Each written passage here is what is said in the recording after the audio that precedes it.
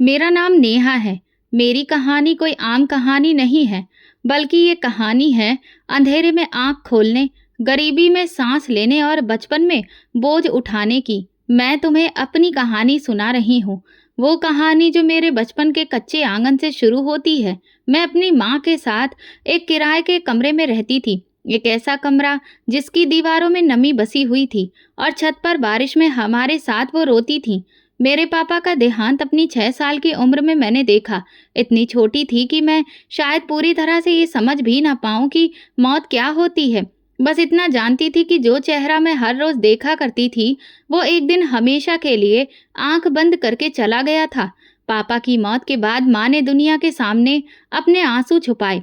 उन्होंने हमारे छोटे से वजूद को सहारा दिया और हर रोज किसी न किसी के घर बर्तन धोने, पोछा लगाने और कपड़े धोने चली जाती थी। उनके हाथ अक्सर फट जाते थे, उंगलियों में छाले पड़ जाते थे, लेकिन वो एक दिन भी नहीं रुकी। उन्होंने अपनी सांसों में मेरे लिए हिम्मत भर ली थी। एक दिन मैंने माँ से पूछा, माँ, मैं भी स्कूल जाऊं? उन्होंने मेरे बालों पर हाथ फेर कर कहा, बेटा, स्कूल की फीस भला कहाँ से आएगी? किताबें, ड्रेस, जूते, सब कुछ होना चाहिए स्कूल के लिए। हमारे नसीब में तो बस इतना है कि किसी तरह 2 वक्त की रोटी मिल जाए।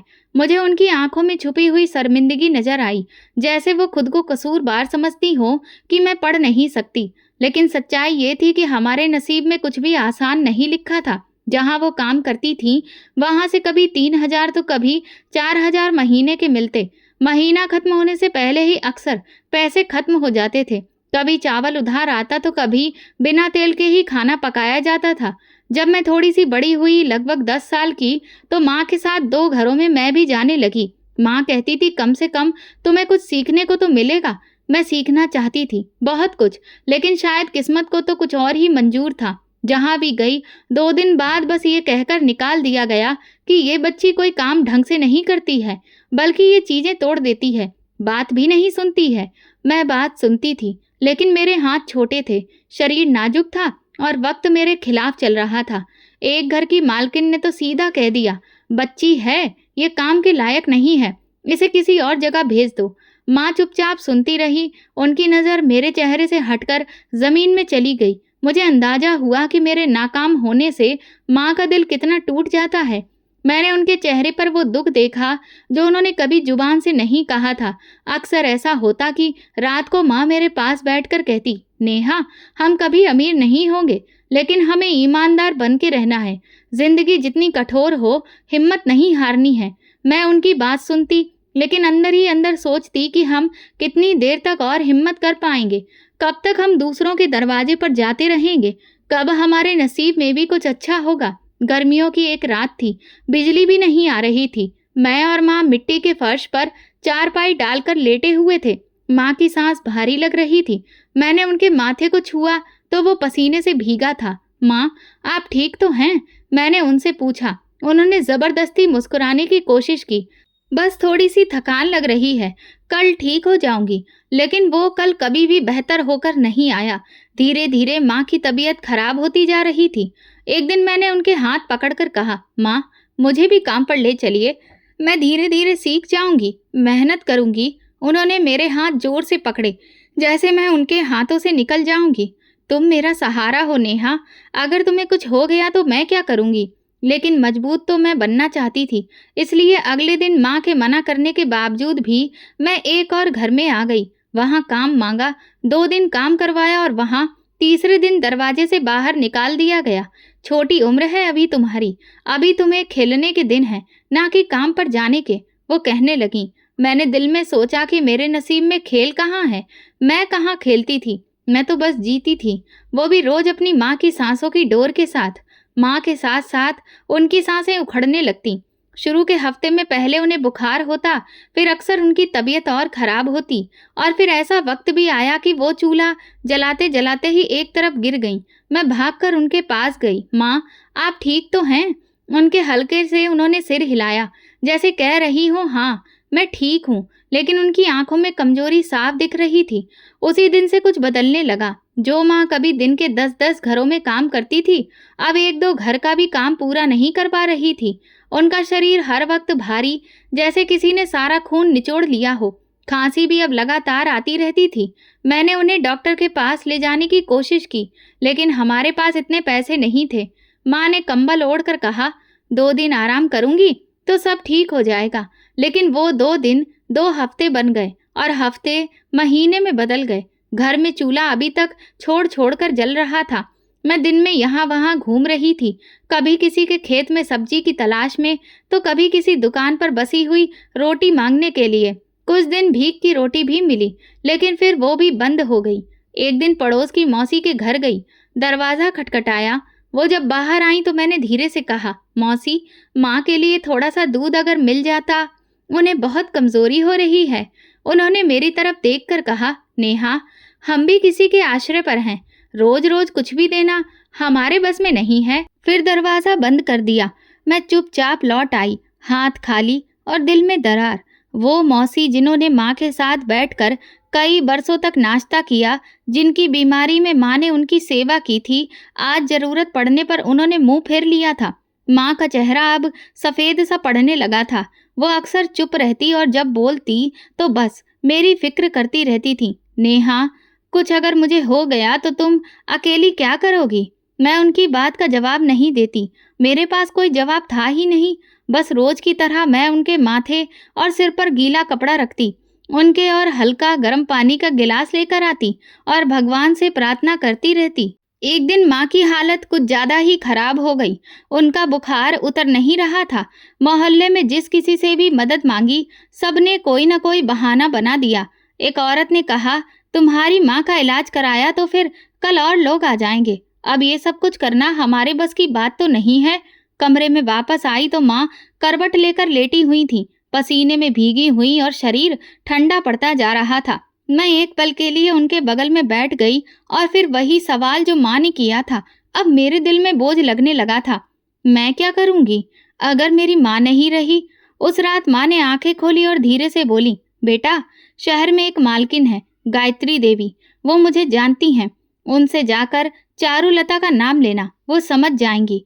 वो अच्छी औरत हैं, तुम्हें काम दे देंगी। मैंने माँ का हाथ पकड़ा। माँ, मैं आपको इस हालत में छोड़कर कहीं भी नहीं जाऊंगी। वो मुस्कुराई। वो मुस्कुराहट बहुत हल्की थी, जैसे परसों की थकान में भी वो मुझे हिम्मत देना चाहती हो। अगर मैं ना रही तो तुम्हारा वहां जाना जरूरी है। ये वो बात थी जो मैं सुनना नहीं चाहती थी, लेकिन मेरे दिल में एक फैसला हो चुका था। अगले दिन सुबह मैं निकली थी कि शायद कुछ दवा या खाने को कुछ मिल जाए, लेकिन कुछ भी नहीं मिला। जब वापस आई तो माँ बेहोश थी। मैंने मोहल्ले के 2 लड़कों से कहा, माँ को अस्पताल ले जाना है, कुछ मदद कर दो। उनमें से एक ने कहा, कितने पैसे दोगी? हम मुफ्त में उठाने वाले नहीं हैं। उस दिन मैंने खुद को बहुत छोटा महसूस किया, जैसे मेरी हैसियत एक टूटी हुई चप्पल से भी कम हो। कुछ घंटे के बाद माँ ने आंखें खोली। उनकी सांसें बहुत हल्की हो चुकी थीं। मैंने कहा, माँ, आप कुछ मत बोलिए, मैं हूं ना आपके साथ।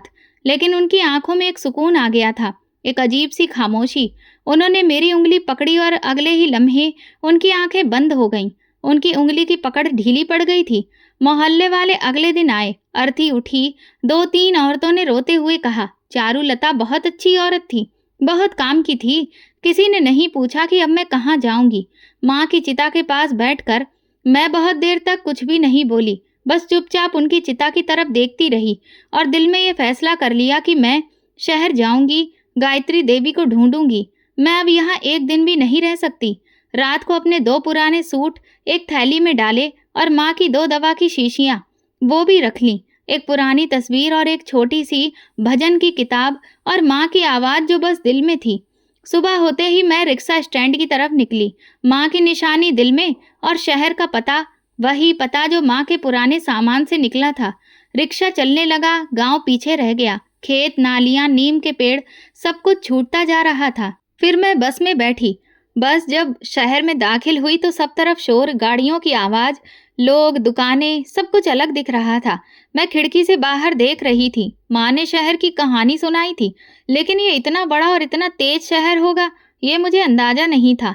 तकरीबन 1 घंटे के बाद बस एक बड़े बंगले के सामने आकर रुकी। मैं थोड़ी देर खड़ी रही। दीवारें ऊंची थी, गेट लोहे का था, ऊपर सोने के जैसा कटाव। दिल में बहुत घबराहट हो रही थी। एक जगह मेरे लिए नहीं थी। गेट पर एक चौकीदार खड़ा था। उसके सर पर टोपी थी और हाथ में लाठी। मैंने धीरे से कहा, मुझे गायत्री देवी से मिलना है। चौकीदार ने घूर कर देखा। तुम कौन हो? मैंने कहा, मैं नेहा, चारुलता की बेटी। वो उनकी नौकरानी थी। वो कुछ देर चुप रहा, फिर गेट खोलकर अंदर चला गया। मैं वहीं पर खड़ी रही। दिल की धड़कन तेज हो चुकी थी। 5 मिनट बाद वो वापस आया और बोला, मालकिन बुला रही हैं। मैं अंदर गई तो जैसे किसी और ही दुनिया में आ गई थी। दीवारें ऐसी लग रही थी जैसे सोने की बनी हो। दीवारों पर काफी सारी तस्वीरें थीं। हर कोने से खुशबू आ रही थी। मैं दरवाजे पर जूते उतारकर अंदर गई। मालकिन लॉन्ज में सोफे पर बैठी थी। वो ठीक ठाक उम्र की औरत थी, कपड़े साफ सुथरे और चेहरे पर नमी। उन्होंने मुझे आते ही ध्यान से देखा। नेहा, उन्होंने सवाल किया। मैंने सर हिलाया। जी मालकिन, मैं चारुलता की बेटी हूँ। माँ इस दुनिया में नहीं रही है। ये सुनते ही उन्होंने आंखें बंद कर ली और फिर उठकर मेरे पास आईं। मेरे सर पर हाथ रखकर बोली, भगवान तुम्हें सब्र दे। तुम्हारी माँ बहुत अच्छी औरत थी। तुम यहाँ रहो, इस घर में तुम्हें कोई दिक्कत नहीं होगी। मैंने झुककर उन्हें नमस्ते किया। पहली बार किसी ने मुझे ऐसी तसल्ली से देखा था। मालकिन ने चौकीदार को बुलाया। इसको गेस्ट रूम दिखाओ, इसका सामान रखवाओ। कमरा देखकर तो मैं हैरान रह गई थी। सफेद चादरें, लकड़ी का पलंग, शीशा, छोटी सी अलमारी, ये सब कुछ मेरे सपनों से भी बड़ा था। शाम को मालकिन ने मुझे अपने साथ खाना खाने को कहा। मैं बहुत झिझक रही थी तो वो कहने लगी, यहाँ तुम नौकर नहीं हो, तुम चारुलता की बेटी हो। हम एक ही किचन से खाते हैं। खाने में पनीर की सब्जी और रुमाली रोटी थी। पहली बार मैंने ऐसी रोटी खाई थी। वो बार बार मेरी तरफ पानी का गिलास बढ़ा देती। खाने के बाद बोली, कल से तुम थोड़े बहुत काम समझ लेना। सब कुछ तुम्हारे लिए नया होगा, लेकिन धीरे धीरे तुम सीख जाओगी। रात को कमरे में आकर मैं बैठी रही, खामोश थी, लेकिन दिल में सवालों का शोर था। माँ की पहचान की थी ये औरत, लेकिन इतनी नरम दिल, इतना बड़ा घर। वो तो कह रही थी कि बस काम करवाएंगी। सुबह सुबह ही दरवाजे पर दस्तक हुई तो मेरी आंख खुली।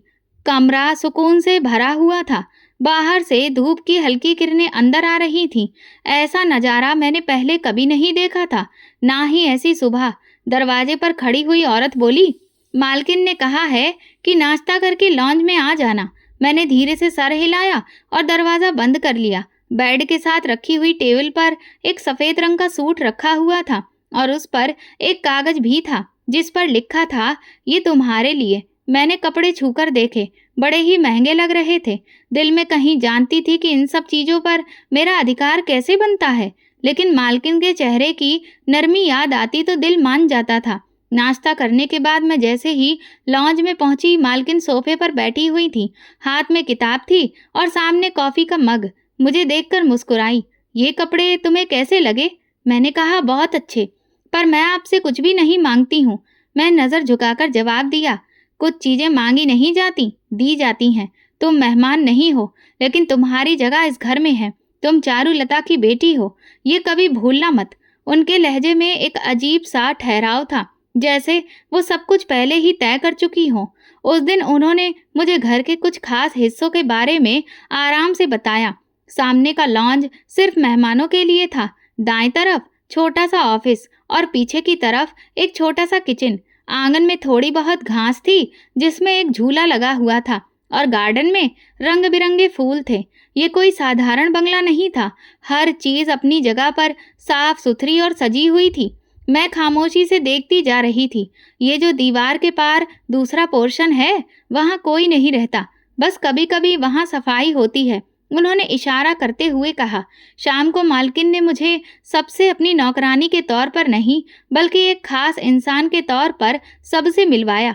ये नेहा है, मेरे साथ ही रहेगी, मेरे कामों में हाथ बटाएगी। बाकी नौकर जो सालों से काम कर रहे थे, उन्होंने सवालिया नज़रों से मुझे देखा। किसी ने कुछ भी नहीं कहा, लेकिन एक अजीब सी चुप्पी थी। रात को मालकिन ने फिर से मेरे लिए दूध भेजा। कमरे में आकर उस औरत ने कहा, मालकिन ने कहा है कि तुम्हें कुछ भी चाहिए हो तो बिना झिझक के बता देना। मैंने कप पकड़ा और धीरे से कहा, उन्हें मेरा धन्यवाद कहना। कुछ ही दिनों में मैं घर के सारे मामले समझने लगी। सुबह नाश्ते के बाद मालकिन कुछ देर लाइब्रेरी में बैठती थीं, फिर गार्डन में, दोपहर को आराम और शाम को गेस्ट रूम में बैठती, और रात को पूरी तरह से खामोशी, कोई शोर नहीं। कभी कभी वो धीमी आवाज में गाना सुनती थी और मैं हैरान रहती थी कि इतनी बड़ी जगह में वो अकेले कैसे रहती हैं। एक दिन उन्होंने मुझे बाजार ले जाने के लिए कहा। गाड़ी में बैठी तो मैं रास्ता देखती रही। शहर के महंगे इलाके की सड़क, शीशे की दुकानें और महंगे कपड़ों में लोग। मुझे ऐसा लगा जैसे मैं किसी और ही दुनिया में आ गई हूँ। मालकिन ने एक कपड़ों की दुकान के सामने अपनी गाड़ी रुकवाई। नेहा, तुम्हारे लिए कुछ लेना है? मैंने तुरंत कहा, मेरे पास सब कुछ है मालकिन, आपको मेरे लिए कुछ भी लेने की जरूरत नहीं है। वो मुस्कुराकर बोली, किसी को इज्जत देना जरूरत नहीं होती है। तुम इन कपड़ों में खुद को अच्छा महसूस करोगी। और मुझे फिर दुकान के अंदर लेकर गई। उन्होंने मेरे लिए 2 सूट लिए। वो दोनों बहुत ही महंगे लग रहे थे।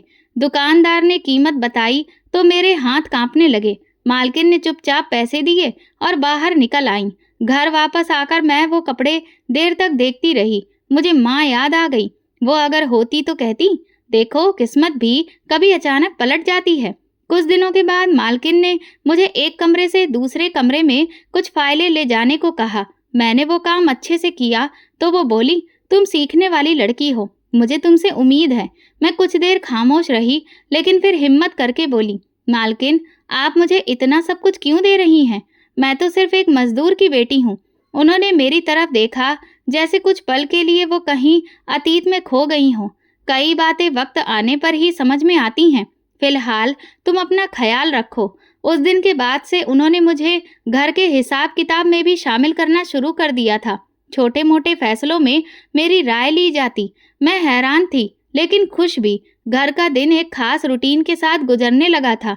सुबह की चाय, दोपहर का सुकून, शाम की रोशनी और रात की खामोशी। गायत्री देवी जैसे हर लम्हे में मेरे साथ थी। वो बहुत कम बोलती थी, लेकिन जब बात करती तो शब्द दिल में उतरते चले जाते थे। मैं उनके करीब थी, लेकिन फिर भी कुछ दूरियां बाकी थीं। 1 महीने से ज़्यादा हो गया था, लेकिन उनके बारे में मुझे ज़्यादा कुछ नहीं पता था। कभी कभी ऐसा लगता था जैसे वो मुझे कुछ बताना चाहती हैं, लेकिन खुद ही रुक जाती हैं। वो जब गार्डन में बैठती तो उनकी आंखें कहीं दूर देख रही होती। मैं सामने बैठी होती, लेकिन उनकी नज़र शायद अतीत में कहीं रुकी होती। एक दिन दोपहर को वो खुद मेरे कमरे में आईं। उनके हाथ में 2 नए कपड़े थे। ये तुम्हारे लिए हैं। कल मैं कुछ मेहमानों को बुला रही हूँ, तुम भी साथ में बैठना। मैंने हैरत से पूछा, मैं? मेहमानों के बीच? उन्होंने सिर हिलाया। हाँ, तुम इस घर का हिस्सा हो, अनजान नहीं हो। फिर कुछ पलों के लिए खामोशी रही। फिर वो बोली, मैं चाहती हूँ कि लोग तुम्हें उस नज़र से देखें जैसे मैं देखती हूँ। मेहमान आए तो वाकई में माहौल बदल गया। 2 औरतें, एक आदमी और 2 छोटे बच्चे। सब ने मुझसे बहुत ही अच्छे तरीके से बात की। मालकिन ने मेरी उनसे पहचान करवाई और कहा, ये नेहा है, मेरे साथ रहती है, मेरी बेटी की जैसी है। ये बात सुनकर एक औरत ने कहा, बेटी तुम तो बहुत ही खूबसूरत है आपकी। मालकिन ने मुस्कुराकर मेरी तरफ देखा, जैसे कोई माँ अपनी बेटी पर गर्व कर रही हो। उन पलों में मैं ये भी भूल गई थी कि मैं कभी एक छोटे से गांव की पथरीली जमीन पर माँ के साथ बैठकर रोटी खाती थी। लेकिन कुछ सवाल ऐसे होते हैं जो हर खुशी के लम्हे में मन के कोने से झांकने लगते हैं। उनके चेहरे की उदासी, उनकी आंखों की नमी, उनके कमरे का अकेलापन। इतना बड़ा बंगला, इतना बड़ा दिल कोई और नहीं है। एक दिन मैंने हिम्मत करके पूछ लिया। वो सोफे पर बैठी हुई थी, अखबार उनकी गोद में था और मैं सामने बैठकर उनके कपड़ों में बटन लगा रही थी। मैंने नज़र नीचे रखकर कहा, मालकिन आपके घर में कोई और नहीं रहता है? वो थोड़ा सा रुकी, अखबार एक तरफ रख दिया, फिर धीरे से बोली, मेरे 2 बच्चे हैं। मैं चौंक कर उनकी तरफ देखने लगी, लेकिन वो नजरें बचा रही थीं। फिर वो यहाँ पर क्यों नहीं है? मैंने चाहकर भी सवाल कर बैठी। मालकिन ने थोड़ी सांस खींची, जैसे कोई बोझ सीने से हटाने की कोशिश कर रही हो। वो अपने बाप के साथ रहते हैं। मैंने उनके पिता से तलाक ले लिया था। कमरे में खामोशी छा गई। मेरे हाथ रुक गए। मैंने कोई और सवाल नहीं किया। वो अपने शब्दों को एक हद से आगे नहीं ले गई। थोड़ी देर बाद वो खुद ही बोली, जिंदगी में कुछ फैसले ऐसे होते हैं जिनके अंजाम हमें खुद नहीं पता होते। बच्चों को बाप के पास छोड़ देना कोई एहसान नहीं था, लेकिन शायद जरूरी था। मैंने उनके चेहरे को ध्यान से देखा। उनकी आंखें अखबार के कोने में अटकी हुई थीं, जैसे वहां कोई जवाब छुपा हो।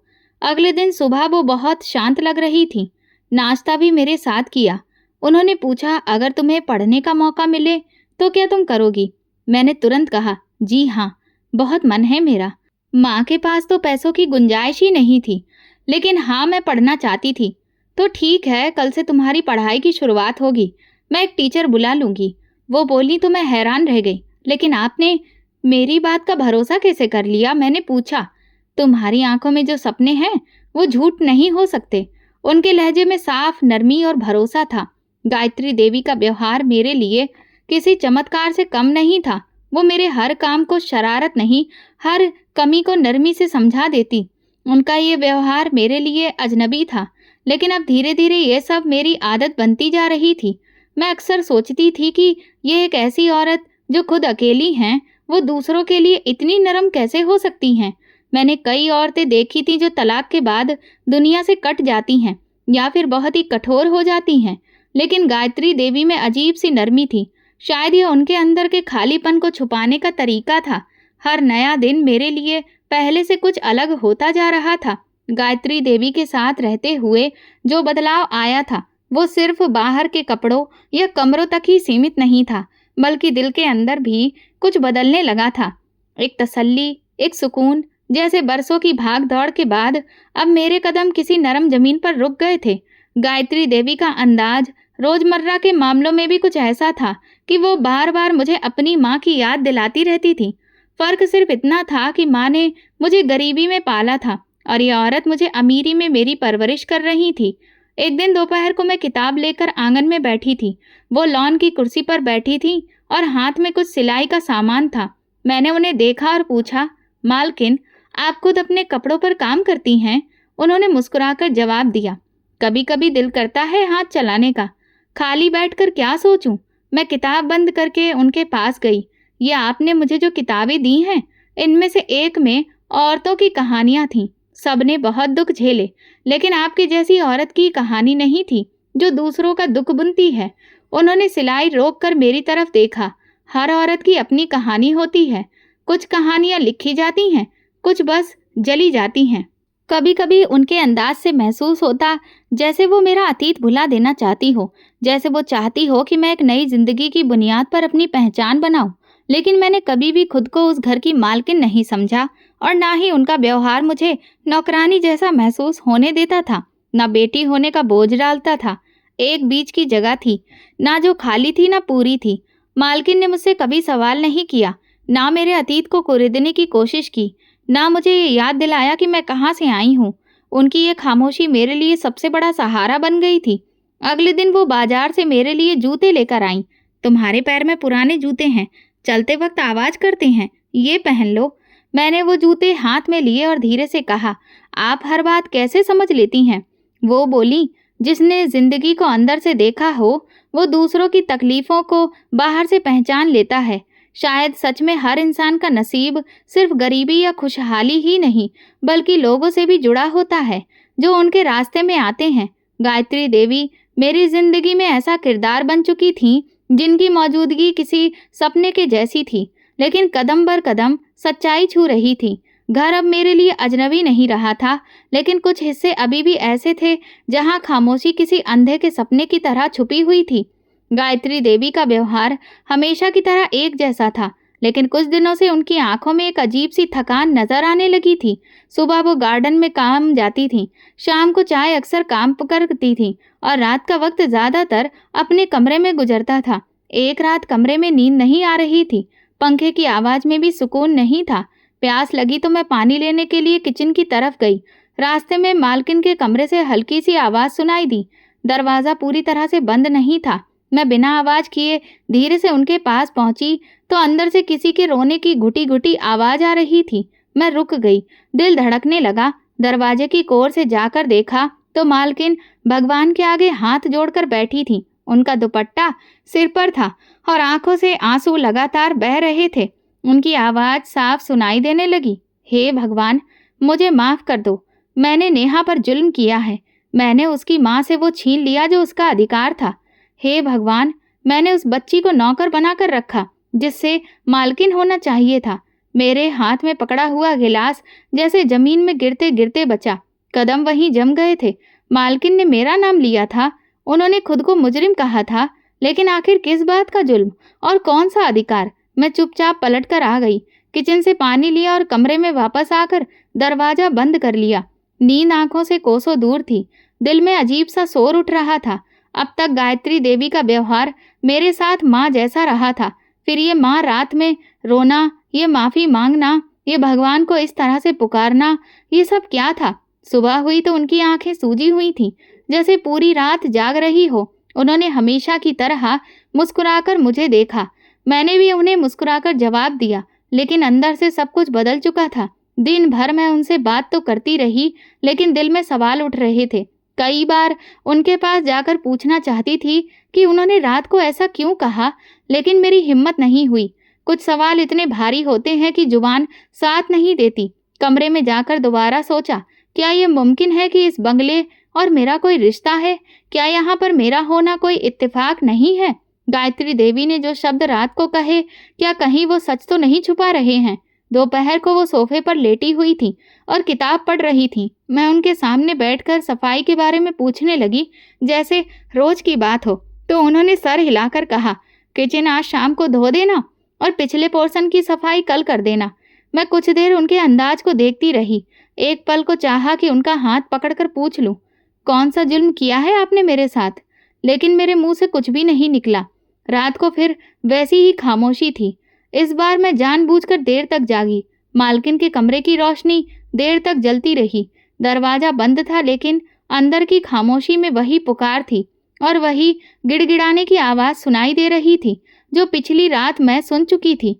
मैं फिर से इस उलझन में जा फंसी। गायत्री देवी तो वो औरत थी जिन्होंने मुझे इज्जत दी, मेरे लिए कपड़े खरीदे, मेरी पढ़ाई के बारे में सोचा, माँ की तरह प्यार दिया। फिर ये रात को रोना, खुद को जालिम कहना, ये सब उनकी खामोश जिंदगी का एक ऐसा कौन सा पहलू था जो मैं नहीं जानती थी। कुछ दिन इसी कशमकश में गुजरे। मालकिन अभी भी वही थी, वही नरम, वही मेहरबान, लेकिन मैं बदल गई थी। दिल में अब एक सवाल बार बार जन्म लेता, लेकिन उसका जवाब कहीं भी नहीं था। एक शाम मैंने उनके लिए चाय बनाई, लेकर लॉन में आई तो वो कुछ सोच रही थी।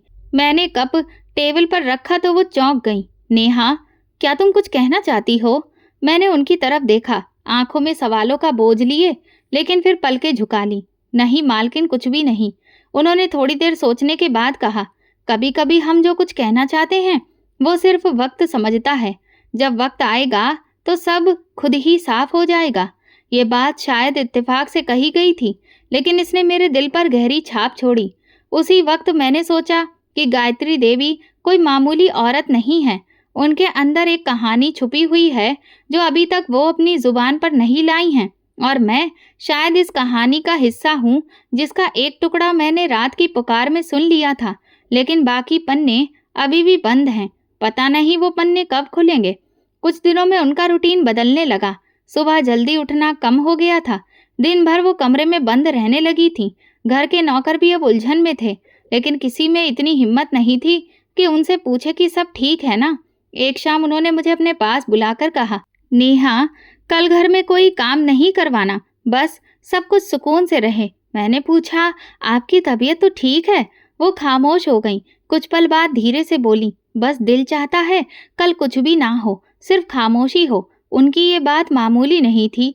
मैं उनका लहजा पहचानने लगी थी। वो कुछ छुपा रही थी या शायद कुछ तय कर चुकी थी, लेकिन फिर भी मैंने कुछ भी नहीं पूछा। रात को देर तक उनके कमरे की लाइट जलती रही। मैं कई बार जाग कर देखती रही। अंदर से कभी आहट आती तो कभी पूरी खामोशी छा जाती। फिर एक वक्त ऐसा आया जब लाइट बंद हो गई, जैसे किसी ने दिल का बोझ भी समेट लिया हो। सुबह दरवाजा खटखटाने पर कोई जवाब नहीं आया। मैंने 2 बार दस्तक दी, फिर चौकीदार को आवाज़ दी। हम दोनों ही दरवाजा खोलकर अंदर गए। मालकिन अपने बिस्तर पर लेटी हुई थी। चादर उनके शरीर पर पड़ी थी और चेहरे पर पूरी तरह से सुकून था। आंखें बंद, होठों पर हल्की सी मुस्कान। चौकीदार ने हाथ लगाकर देखा, फिर पीछे हट गया। नेहा, मालकिन तो अब नहीं रही। मेरा दम घुटने लगा। मैं उनके पैरों के पास बैठ गई। मालकिन, उठ जाइए, चाय तैयार है, आपको देर हो रही है। मेरी आवाज़ खुद मुझे अनजान लग रही थी, लेकिन वो नहीं जगी। खबर पूरे घर में फैल गई। नौकरानियों की सिसकियाँ, बाकी सबकी बातें और मेरे दिल का सुन्न हो जाना, सब जैसे एक ही लम्हे में हो गया। शहर में कुछ जानने वालों को जानकारी दी गई। उनका पुराना वकील, कुछ पुराने नौकर और 2 लोग जिन्होंने हमेशा अपने से दूर रखा उन्होंने आज उनकी अंतिम यात्रा में शामिल होने आए थे। उनके बच्चे, मैं उन दोनों को पहली बार देखा था। चेहरे पर वही भाव था जो कि मालकिन के चेहरे पर था, लेकिन आंखों में अजनबीपन था। लड़की की उम्र लगभग 15 साल थी और लड़का शायद 16 या 17 का। वो दोनों खामोश खड़े रहे, ना किसी से बात करना, ना कोई सवाल। अंतिम यात्रा बड़े ही अच्छे तरीके से हुई। लोगों ने उनकी अच्छाइयों की गवाही दी और मैं सबको सुनकर सोचती रही कि ये वही औरत जो इतनी खामोश थी, इतनी प्रार्थनाएं करती थी, वो क्यों इतनी तड़पती रही? कौन सा राज था जो उनके आखिरी लम्हे तक उन्हें बेचैन करता रहा? रात को कमरे में आकर मैंने उनके बिस्तर की चादर ठीक की, उनका तकिया ठीक से रखा और उनकी आखिरी पहनी हुई चप्पल एक कोने में रखी। अलमारी खोली तो अंदर एक डायरी थी। हाथ कांपने लगे, अभी खोलने की हिम्मत नहीं थी। मेरी नज़र खिड़की से बाहर लॉन पर पड़ी। वहां झूला हिल रहा था, हवा से या शायद किसी अंदर के एहसास से। गायत्री देवी चली गई, लेकिन उनके जाने के बाद खामोशी एक नई आवाज बन गई थी। अब उस घर में सिर्फ मैं थी और वो राज जो अभी तक पूरा खुला नहीं था। मालकिन के मरने के अगले दिन ही बंगले की हवा पूरी तरह से बदली हुई थी। आंगन में कुर्सियां लगाई गई थीं, बरामदे में मेहमानों के लिए चाय का बंदोबस्त किया गया था और अंदर ड्राइंग रूम में कुछ चेहरे बिल्कुल नए लग रहे थे, जिन्हें उस घर की दहलीज ने बरसों तक देखा नहीं था। मैं लॉन के एक तरफ बैठी थी, जहां मालकिन अक्सर शाम की चाय पीती थी। उनका वो खास सफेद रंग का कप अभी भी ट्रे में रखा हुआ था, जिसे कल रात से किसी ने नहीं हटाया था। दोपहर होते ही 2 गाड़ियां गेट के बाहर आकर रुकीं। एक में वही लड़का और लड़की उतरे जिन्हें कल मैंने देखा था। उनके साथ एक ठीक-ठाक उम्र का आदमी भी था, जिसके कपड़े साफ-सुथरे थे। चौकीदार ने बताया कि ये वकील साहब हैं, मालकिन के पुराने जान-पहचान के। सब लोग ड्राइंग रूम में जमा हो गए। मैं दरवाजे के पास मौजूद सोफे पर बैठ गई। मेरी मौजूदगी पर किसी ने भी ऐतराज नहीं किया, शायद इसलिए क्योंकि मालकिन के आखिरी दिनों में मैं उनके सबसे करीब रहने वाली इंसान थी। वकील साहब ने एक लिफाफा खोला और सारे कागज निकालकर टेबल पर रखे। उनके शब्द नपे तुले थे। गायत्री देवी ने अपने मरने से कुछ वक्त पहले एक कानूनी वसीयत तैयार करवाई थी, जिसकी कॉपी मेरे पास मौजूद है और असली अदालत की रजिस्ट्री में जमा है। कमरे में हल्की सी बातें हुई। मालकिन के बेटे ने तुरंत कहा, हम जानते हैं, वो शायद कुछ पैसे दान में देना चाहती होंगी, लेकिन जायदाद पर तो हमारा हक है। वकील ने नजर उठाकर लड़के की तरफ देखा। आप साफ सुन लीजिए कि उन्होंने क्या फैसला किया है। फिर उन्होंने तेज आवाज में वसीयत पढ़नी शुरू की, हर शब्द साफ। मैं गायत्री देवी अपने पूरे होशो हवास में ये ऐलान करती हूँ कि मेरी जायदाद में मौजूद सारी संपत्ति। फिर वकील ने एक पल रुककर मेरी तरफ देखा, फिर दोबारा पढ़ना शुरू किया। मेरी इच्छा के मुताबिक नेहा के नाम पर की जाती है, जो मेरे साथ काफी दिनों से रह रही थी। उसने मेरी सेवा की और जिसके साथ मैं चाहती थी कि उसकी माफी मिलने के लिए ये जरूरी है। मेरे बच्चे मेरे इस फैसले के बारे में कुछ भी नहीं जानते हैं, लेकिन ये मेरा आखिरी फैसला है। कमरे में जैसे खामोशी का बोझ आ गया। मालकिन की बेटी ने हैरत से वकील की तरफ देखा। क्या मतलब? नेहा? कौन नेहा? वो नौकरानी? वकील ने अपने अंदाज में कहा। जी वही। गायत्री देवी ने अपने सारे कागजों पर दस्तखत किए हैं। बेटे ने कुर्सी से उठकर कहा, यह धोखा है। हमारी माँ कभी भी ऐसा फैसला नहीं कर सकती। फैसला उन्होंने पूरे होश में किया है और उस पर 2 गवाहों के दस्तखत भी मौजूद हैं। अगर आप चाहें तो अदालत जा सकते हैं, लेकिन इसका नतीजा नहीं बदलेगा। वकील का अंदाज पूरी तरह से पेशेवर था। मैं अपनी जगह पत्थर बनी खड़ी रही। मेरा दिल तेज से धड़क रहा था, लेकिन जुबान पर खामोशी थी। ये वो लम्हा था जिसे मैंने कभी सपने में भी नहीं सोचा था। मालकिन के बेटे ने एक झटके में टेबल पर रखे हुए सारे कागजों को समेटने की कोशिश की, लेकिन वकील ने हाथ रोककर कहा, यह कानूनी कागज हैं, आप इन्हें नहीं छू सकते। लड़की बोली, तो हमारी माँ ने हमें कुछ भी नहीं दिया। वकील ने एक नज़र उस पर डाली। उन्होंने ये कहा है कि आप दोनों की जिम्मेदारी आपके पापा ने संभाली थी और उनकी जायदाद से जुड़ी सारी कानूनी कार्रवाई अलग हो चुकी थी। उनकी खुद की जो पर्सनल संपत्ति है वो सिर्फ नेहा के नाम पर की गई है। मालकिन के दोनों बच्चे चुप हो गए। उनकी आंखों में सदमा, गुस्सा और बेयकीनी थी। वो तुरंत कमरे से बाहर निकल गए। मैं दरवाजे की तरफ देखती रही, जहां वो पल भर पहले खड़े थे। वकील ने मेरे पास आकर एक लिफाफा पकड़ाया। ये कागज आपके नाम पर ट्रांसफर कर दिए गए हैं। जल्दी में कोई भी फैसला मत करिएगा। मैंने लिफाफा पकड़ लिया, लेकिन समझ नहीं आ रहा था कि ये सब मेरे साथ ही क्यों हो रहा है। मालकिन ने कब और क्यों ऐसा किया? शाम तक पूरा बंगला सन्नाटे में डूब चुका था। शोर जो कुछ पलों पहले कमरे में हो रहा था, अब वो किसी अतीत की लकीर लगने लगा था। कमरे में आकर मैंने दरवाजा बंद किया। मालकिन की तस्वीर पर नजर पड़ी जो टेबल पर रखी हुई थी। मैंने धीरे से कहा, आपने तो कहा था कि वक्त आएगा तो सब कुछ साफ हो जाएगा, लेकिन अब और सवाल खड़े हो गए हैं। गायत्री देवी चली गईं, लेकिन उनका फैसला मेरे सामने एक बड़ा राज बनकर खड़ा हो गया था और मैं बस खामोशी से उस राज के तले दबती जा रही थी। मालकिन की मौत और उनकी वसीयत की घोषणा को कुछ दिन बीत चुके थे, लेकिन बंगले की हवा अभी भी भारी लग रही थी। कानूनी कार्रवाइयां जारी थीं और मैं नेहा वही थी, लेकिन अब नाम के साथ साथ जायदाद की बारिश कहलाने लगी थी। मैंने न किसी कागज पर दस्तखत किए थे और ना ही कुछ भी अब तक अपनाया था, लेकिन लोग मुझे नए नाम से पुकारने लगे थे। कभी चौकीदार मुझे मैडम जी कहकर बुलाता, कभी नौकरानियां सर झुकाकर सम्मान देती थीं। उन सबका व्यवहार बदल गया था, लेकिन मैं वैसे ही थी। बस एक गहरी खामोशी मेरे अंदर उतरती जा रही थी। इस खामोशी के दौरान एक अजीब सी बात हुई। एक सुबह मेरे हाथ की ऊपरी परत पर हल्की सी खुजली महसूस हुई। शुरू में मैं ज्यादा ध्यान नहीं दिया, सोचा कोई साधारण दाना होगा, लेकिन अगले ही दिन सिर्फ खुजली की जगह पर एक छोटा सा दाना दिखाई देने लगा, नरम चमकदार, जैसे पानी से भरा हुआ हो। मैं चुपचाप उसे दुपट्टे से छुपा लिया, लेकिन वो 1 से 2 में बदल गया और 2 से 5 हो गए, और फिर कुछ दिनों में मेरा दायां हाथ उन छालों से भर गया। ये क्या हो रहा है मेरे साथ? मैंने अपने आप से पूछा, लेकिन जवाब देने वाला कोई भी नहीं था। मैंने एक अच्छे डॉक्टर को दिखाया। उन्होंने मुझे दवा लिख कर दी, कुछ लोशन भी दिए, लेकिन ना तो खुजली रुक रही थी और ना ही वो दाने। उल्टा अब वो मेरे गर्दन और पीठ तक पहुंचने लगे थे। एक दिन जब मैं सुबह शीशे के सामने खड़ी हुई तो मेरे चेहरे के किनारे पर एक छोटा सा निशान भी उभर आया था। गायत्री देवी के बिना ये बंगला अब खौफनाक लगने लगा था। उनके कमरे की तरफ देखती तो दरवाजा खुद ब खुद अजीब सा लगता, जैसे कि अंदर कोई अभी भी सांस ले रहा हो। मैं रात को अक्सर उनकी खुशबू महसूस करती जो कभी उनके कपड़ों से आती थी, और उन खुशबुओं के साथ मेरी बेचैनी भी बढ़ती जा रही थी। छाले हर रोज बढ़ते ही जा रहे थे, और फिर एक दिन ऐसा आया कि मैं चुप न रह सकी। बाकी सब काम छोड़ दो, किसी अच्छे डॉक्टर के पास ले जाओ मुझे, मैंने चौकीदार से कहा। हम शहर के सबसे अच्छे अस्पताल में गए, हर जगह बहुत सारे टेस्ट हुए, रिपोर्टिंग, लेकिन रिजल्ट कुछ भी नहीं था। एक डॉक्टर ने कहा ये कोई वायरस एलर्जी हो गई है, वक्त के साथ खत्म हो जाएगी। दूसरे ने कहा ये शायद मानसिक प्रेशर की वजह से है, मरीज को आराम की ज़रूरत है। तीसरे ने हाथ जोड़ दिए, ऐसा कुछ मैंने पहली बार देखा है। दवा दे रहा हूँ, अगर कोई असर न हो तो किसी और बेहतरीन डॉक्टर के पास जाइएगा जो चर्म रोग का विशेषज्ञ हो। मैंने हर दवा इस्तेमाल की, परहेज किया, लेकिन मेरी खाल पर दाने अब बहुत ही कठोर होने लगे थे। न खुजली कम हो रही थी और ना ही सूजन। दूरी बनाकर रहने लगे थे सब।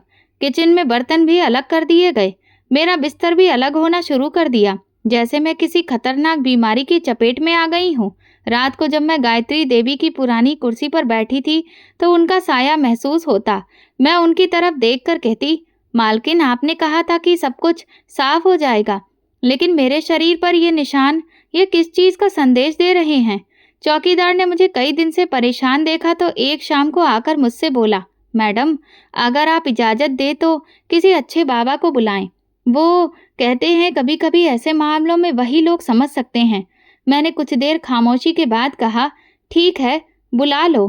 किसी न किसी को तो समझ आना चाहिए कि मेरे साथ हो क्या रहा है। अगले दिन एक बाबा आया। वो तकरीबन 60 साल के करीब थे। साधारण कपड़े, धीमी आवाज़। उन्होंने मुझसे पूछा, बेटा ये बीमारी तुम्हें कब से है? मैंने उन्हें सब बता दिया। वो कुछ देर चुप रहे, फिर पूछा, तुम्हारा मालकिन से रिश्ता क्या था?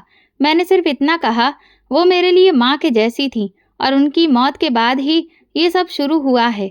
उन्होंने कुछ मंत्र पढ़े, मंत्र पढ़कर मेरे ऊपर से उतारे, कमरे का जायजा लिया और फिर रुककर बोले, ये जो आपके शरीर पर हो रहा है ये कोई आम बीमारी नहीं लगती है, ये किसी दिल के बोझ या राज की निशानी हो सकती है। राज? उन्होंने धीरे से कहा, कभी कभी हम लोगों के करीब होते हैं, उनसे कोई बात छुपी रहती है, लेकिन वो बात हमें बार बार अपनी तरफ खींचती है। कमरे में खामोशी छा गई। बाबा जी ने मेरे चेहरे की तरफ देखा, फिर बोले, अगर तुम इजाज़त दो तो एक बात कहूँ। हाँ कहिए। मालकिन को जिस जगह पर जलाया गया है उसी जगह पर जाओ, शायद वहां पर तुम्हें वो जवाब मिले जो तुम्हें कोई भी नहीं दे सकता। मेरे हाथ खुद से उन दानों को छुपाने लगे, लेकिन मेरे दिल में जैसे सोच लिया था कि शायद अब जवाब इस आंखों से दिखने वाली दुनिया में नहीं, बल्कि हवा में खुली हुई उस शक्ति में मौजूद है जहां खामोशी खुद सब कुछ कहती है। सुबह की पहली किरण हुई तो मेरी आंख खुली, लेकिन नींद जैसे सारी रात नहीं आई थी। तुम्हें शमशान घाट जाना चाहिए, शायद वही तुम्हें जवाब मिलेगा। पिछली रात के बाद मेरे दिल में एक अजीब सी बेचैनी हो रही थी। दाने ऐसा लग रहे थे कि सिर्फ शरीर पर नहीं दिल पर भी हो गए थे। मैंने खामोशी से एक कपड़े बदले और चौकीदार को आवाज दी, शमशान घाट ले जा सकते हो? चौकीदार ने चौंक कर मेरी तरफ देखा, फिर धीरे से सर हिला दिया। हाँ मैडम, मैं गाड़ी निकालता हूँ। रास्ता खामोशी से गुजरता, शहर अभी पूरी तरह से उठा नहीं था। सूरज की रोशनी सड़कों पर फैल रही थी, लेकिन मेरे दिल के अंदर अंधेरा था। जब हम शमशान घाट पहुंचे तो चौकीदार ने दूर से इशारा कर दिया। उधर उन्हें आखिरी मुखाग्नि दी गई थी। मैं यहीं इंतजार कर रहा हूँ। मैं धीरे से अंदर गई। जब मैं उस जगह पर पहुंची तो वहां मिट्टी की खुशबू कुछ अजीब सी महसूस हुई। वो खुशबू जो किसी गुलाब के फूल की नहीं थी, किसी साधारण मिट्टी की भी नहीं थी। वहां जैसे एक अजीब सा सुकून था। मैं वहीं पर बैठ गई, दोनों हाथों से मिट्टी को छुआ। मिट्टी नरम थी। मैंने धीरे से कहा, मालकिन, मैं आ गई, आपकी नेहा। वो नेहा जिसे आपने सब कुछ दे दिया और शायद कुछ छुपा भी दिया। उसी पल मेरे कंधे पर किसी ने हाथ रख दिया। मैं चौंक कर पीछे देखने लगी। एक अजनबी आदमी खड़ा था, ठीक ठाक कदकाठी, सफेद कपड़े, चेहरा गंभीर, लेकिन नजरों में कुछ अपनापन, जैसे कि वो मुझे जानता हो। आप कौन हैं? मैंने थोड़ा दूर होते हुए पूछा। वो धीरे से बोले, मैं गायत्री देवी का पति हूँ। मेरे कदम वहीं रुक गए। कुछ लम्हों तक मैं कुछ बोल ना पाई। आप? लेकिन मालकिन ने कहा था कि आपसे तो उनका तलाक हो गया है। उन्होंने एक लंबी सांस ली। नहीं, तलाक कभी भी नहीं हुआ था। वो खुद ही वो घर छोड़कर चली गई थी, अपने भाई के पास। मेरी आंखों में हैरत थी। क्यों? ये बंगला जिसमें तुम रहती हो, वो गायत्री देवी का नहीं, उसके भाई का था। मेरे हाथ कांपने लगे। मैं जमीन पर बैठ गई, जैसे सुनने के लिए तैयार हो रही थी। गायत्री का भाई बहुत अच्छा इंसान था। उसने अपनी मेहनत से ये घर बनाया था। उसकी एक बेटी थी और एक पत्नी थी, लेकिन अचानक उसकी मौत हो गई और फिर गायत्री ने उन दोनों को उस घर से निकाल दिया। मैंने करहा कर कहा, बेटी? कौन? उन्होंने कुछ देर मुझे देखा, फिर बोले, वो बेटी तुम हो नेहा। तुम्हारी माँ चारुलता गायत्री की भाभी थी। तुम इस घर की असली वारिस हो। मेरे दिल की धड़कन एक लम्हे के लिए रुक गई। जब गायत्री ने भाई के कागजों को बदलवा दिया था और ज्यादातर संपत्ति अपने नाम कर ली थी, तब तुम सिर्फ 2 महीने की थी। तुम्हारी माँ को उसने बेइज्जत करके घर से निकाल दिया था और तुम अपनी माँ की गोद में गांव चली गई। मेरे होंठ सूख गए, जुबान साथ छोड़ गई। मैं कुछ बोलना चाहती थी, लेकिन आवाज नहीं निकली। मैंने उसे बहुत रोका, लड़ाई भी लड़ी, लेकिन उसने मुझे भी छोड़ दिया। मुझसे कहा कि मैं जायदाद के पीछे हूँ, लेकिन सच्चाई ये थी कि वो सब कुछ अपने नाम पर करना चाहती थी। मैंने कांपती आवाज में कहा, तो उसके बाद क्या हुआ? उन्होंने कुछ भी नहीं किया। क्या नहीं किया? हर रात रोई, तुम्हारी माँ से माफी मांगना चाही, लेकिन चारुलता कहीं नहीं मिली। वो तुम्हें भी ढूंढने निकली। जब तुम्हारी माँ ने तुम्हें वापस शहर भेजा, तब तक गायत्री पछतावे में जल चुकी थी। उसने तुम्हें अपनाया, तुम्हें सब कुछ दिया, लेकिन एक बात नहीं बताई कि मैं इस घर की वारिस हूँ। मैंने धीरे से कहा, और उसकी भतीजी भी। तुम उसकी भाभी की बेटी हो। दाने जो अब तक मेरे शरीर पर थे, ऐसा लग रहा था कि जैसे अब उनकी गर्मी धीरे धीरे कम हो रही हो, जैसे कोई दबाव दिल से निकल रहा हो। उसने हर रात भगवान से माफी मांगी, लेकिन जब तक तुम माफ नहीं करती, उसकी आत्मा बेचैन ही रहती।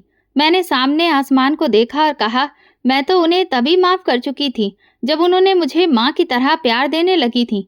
मैं नहीं जानती थी कि वो मेरी बुआ है, लेकिन जो कुछ भी था, उन्होंने मुझे दोबारा जीने का मौका दिया। उनके चेहरे पर सुकून आ गया। शायद अब सब कुछ साफ हो गया था। शमशान घाट से वापसी के बाद बंगले की हवा पहले जैसी नहीं रही थी। हर दरवाजा, हर दीवार अब एक नई सच्चाई का गवाह बन चुका था। वो खुशबू जो मालकिन के कमरे से आई थी, वो अब माफी मांगने वाली आत्मा की पहचान बन गई थी। पहले जो सवाल मेरे मन में घूमते रहते थे, अब सब शांत हो गए थे। मालकिन के पति ने मेरे साथ बैठकर खामोशी से चाय पी। सामने टेबल पर वही फाइलें रखी थी जिनमें मेरा नाम बारिश के तौर पर लिखा था, लेकिन उनका वजन कम महसूस नहीं हो रहा था। वो आखिरी दिनों में बहुत बदल गई थी। उन्होंने धीरे से कहा, अक्सर रात को मुझे खत लिखती थी, लेकिन कभी भी भेजती नहीं थी। शायद वो चाहती थी कि माफ़ी शब्दों से नहीं, सामने से मांगी जाए।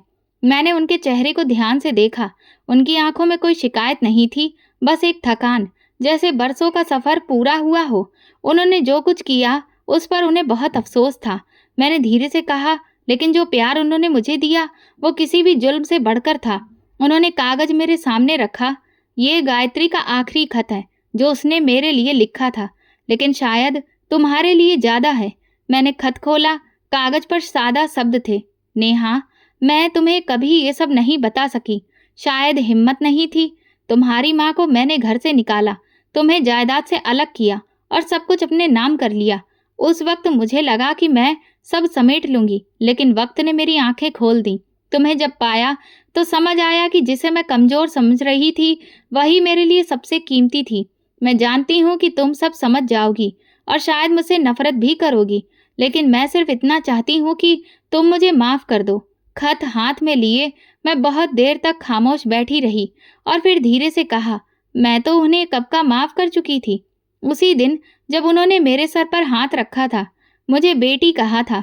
उनके पति ने गहरी सांस ली, जैसे बरसों का बोझ उनके कंधों से उतर गया हो। उसी शाम मैंने पहली बार वह अलमारी खोली जिसे मालकिन हमेशा ही बंद रखती थी। अंदर पुरानी तस्वीरें, कुछ कागज और एक छोटा सा झूमर पड़ा था। तस्वीर में वो मेरे पापा के साथ खड़ी थी और एक बच्ची उनके सामने गोद में थी। तस्वीर के पीछे सिर्फ एक शब्द लिखा था, नेहा। उसी रात मेरे शरीर पर पड़े हुए दानों में कुछ बदलाव सा होने लगा।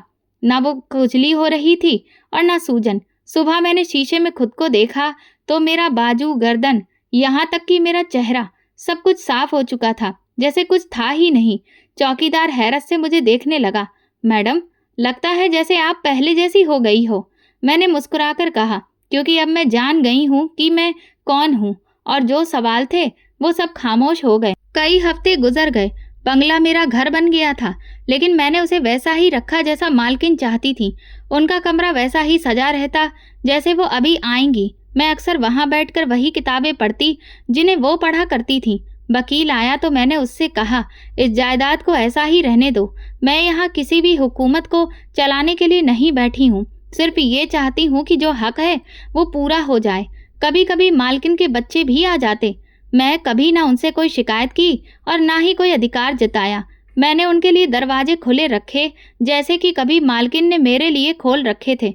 एक दिन बगीचे में मैंने उनकी पसंद के फूल उगाए। हे भगवान, जिसने मुझसे छीन कर सब कुछ मुझे दोबारा वापस दिया, उसकी आत्मा को शांति देना।